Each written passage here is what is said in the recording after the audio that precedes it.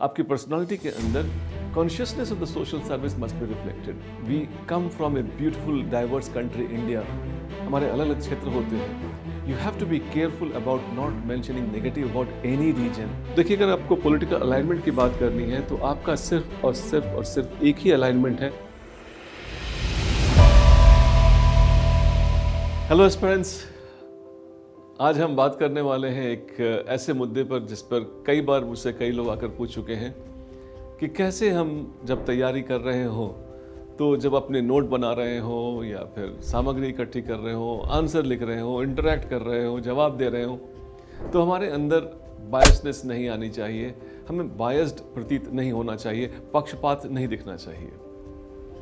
I think सवाल सही है, आपका कंसर्न भी इफेक्टिव है, बट एक बात मैं आपको बता दूं कि हम सब लोग ह्यूमंस हैं and humans by definition would have some biasness. I think biasness को बिल्कुल ख़त्म नहीं किया जा सकता है, बायसनेस को ओरिएंट कर सकते हैं। So now at this stage it is very important for us to understand how we can reduce the possible biasness that we have in our note making, in our answering, and also जो लोग exam देने वाले हैं उनके biasness को किस प्रकार से हम कंट्रोल करें। आपको समझ में आ गई होगी, हम उनका कंट्रोल नहीं कर सकते हैं। आपको बताऊं कि मेरी पीढ़ी जो आपका एग्जाम लेती है, आपके आंसर्स इवेलुएट करती है, हमारे विचार जो भी विचार रहे होंगे काफ़ी समय से मेरे साथ हैं और मैं उनमें लगभग जुड़ सा गया हूँ। संभवतः मैं अपना बायसनेस जो भी है आपके लिए नहीं छोड़ने वाला हूँ। तो अगर कुछ चेंज कर सकते हैं, मार्क्स भी आपको चाहिए, तो शायद संभवतः आप ही चेंज कर सकते हैं अपने बायसनेस को रेगुलेट करके।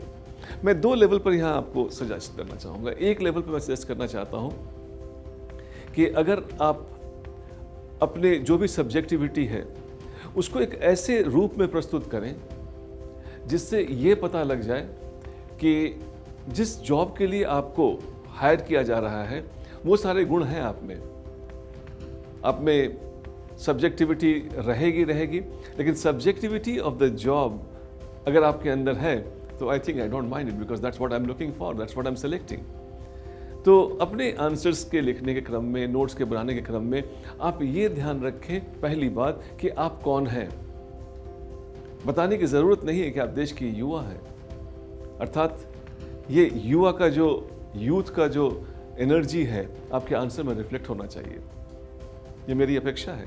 मैं जब आपका एग्ज़ाम ले रहा हूँ, मैं आपके आंसर इवेलुएट कर रहा हूँ, तो युवा में जब ऊर्जा होती है तो उसमें होप एंड एस्पिरेशंस होते हैं, आशावादिता होती है। आपके अंदर सिनिसिज्म नहीं हो सकता है। आप एक ऐसी ऊर्जा है जिसका अभी तक इस्तेमाल नहीं हुआ है। और एक चीज़ मैं अपने जनरेशन का सीक्रेट बताऊँ आपको, हमें आशा बहुत पसंद है। If I'm looking at you, I'm looking with some expectation, and that expectation that you have to fulfill in case you think that I should not take you as subjective entity that has got an orientation which is different from my orientation.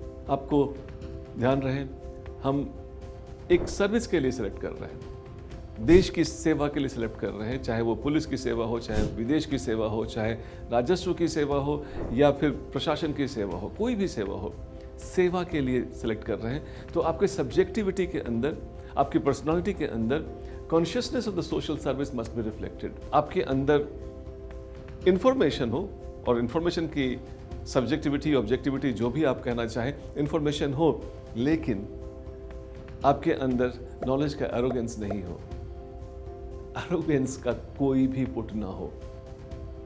चलो मैं कुछ अपने बारे में बताता हूँ, हमारी generation के बारे में बताता हूँ, जो एग्जामिनर हैं उनके बारे में बताता हूँ।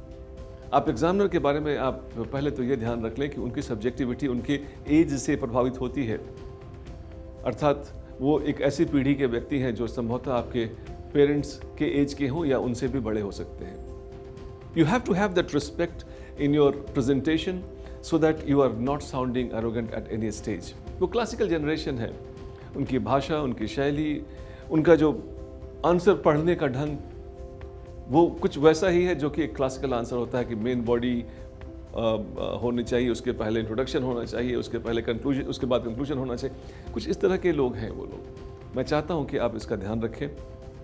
काफ़ी क्वालिफाइड हैं, संभवतः देश के प्रतिष्ठित अपने विषय के विशेषज्ञ हों, तो आपके आंसर में कभी वो एरोगेंस नहीं आना चाहिए। इसके अलावा you can easily imagine that person is not basically doing the most important thing in its life, संभवतः नहीं। तो आप जो बातें अपने कहनी है उसको स्पष्टता के साथ कहें, घुमा फिरा कर मत कहें। एंड एक बहुत ही महत्वपूर्ण बात जो मेरी पीढ़ी के लिए बहुत ज़रूरी होती है कि जब मैंने आपसे प्रश्न पूछा है तो आप जवाब दें, आप बात ना बनाएं। ये बहुत इम्पॉर्टेंट है कि कई बार हम जब नोट्स बनाते हैं तो हम सामग्री इकट्ठी कर लेते हैं और उस सामग्री से इतना मोह हो जाता है, इतना प्यार हो जाता है कि उन सामग्री को हम चाहे पूछा गया या नहीं दे देते हैं। To me that is the subjectivity which I want you to stay away from. In fact मैं चाहूँगा कि कुछ और भी चीज़ें हैं जिससे आपकी सब्जेक्टिविटी अफेक्ट हो सकती है, और जो मेरी पीढ़ी है उसके बारे में थोड़ी टची होती है। You have to be careful about them, and these issues can be, you have to be careful about issues which are referring to a region. I think you all understand, we come from a beautiful diverse country, India. हमारे अलग अलग क्षेत्र होते हैं। You have to be careful about not mentioning negative about any region. हमारे देश में बहुत सारे धर्म हैं। You should ensure that you are not talking about negative of any religion, because people are touchy about religion also. People are also touchy about individuals. You have to be careful about it, not mentioning anything negative about any individual, क्योंकि वहाँ पे subjectivity दिख सकती है। You have to have care about not reflecting the subjectivity of political party ideology, directly or indirectly. People are touchy about those political party ideologies, individuals. और एक और जो मुद्दा है हमारे देश में वो है कास्ट का। People are touchy about that also. So these are the issues, चाहे वो क्षेत्र हो या धर्म हो या व्यक्ति हो या आइडियोलॉजी हो या कास्ट हो, ऐसे मुद्दों पर सब्जेक्टिविटी बहुत ऊपर आ जाती है। You have to be careful about these things while you are talking about it. इससे कुछ टेक्निक्स हैं कि ऐसे मुद्दे जब चर्चा करने हो तो कैसे करें, इसके बारे में कभी और बात हो सकती है। लेकिन अभी मैं सब्जेक्टिविटी को दूर करने के लिए मैं बोलता हूँ कि आप सजग रहें इन 5 मुद्दों पर विशेष रूप से, और ये इंश्योर करें कि ये आपके आंसर्स में रिफ्लेक्ट नहीं होते हो। इसके अलावा आई थिंक मैं आपको बताना चाहूँगा कि अगर आपके आंसर में ह्यूमिलिटी है, विनम्रता है, आपके पास वो टेक्निक है जिसके ज़रिए आप जो एग्जामिनर है उसको ये आश्वस्त कर सकते हैं कि मैं एक ऐसा व्यक्ति हूँ जिस पर विश्वास किया जा सकता है, एक ऐसा व्यक्ति हूँ जिसकी कोई अपनी एंगुलरिटी नहीं है, मैं एक ऐसा व्यक्ति हूँ जो ऑब्जेक्टिवली सोच सकता है।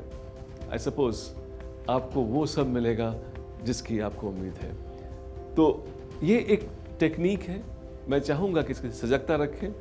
आप सब्जेक्टिविटी को, बायसनेस को, पक्षपात को अपने आंसर्स में रिफ्लेक्ट नहीं होने दें, अपने नोट में रिफ्लेक्ट नहीं होने दें, और बार बार लोगों से अपने आंसर को पढ़वा करके ये सुनिश्चित कर लें कि उसमें कोई आपत्तिजनक या कोई किसी प्रकार का बायस आपके आंसर में नहीं आता हो।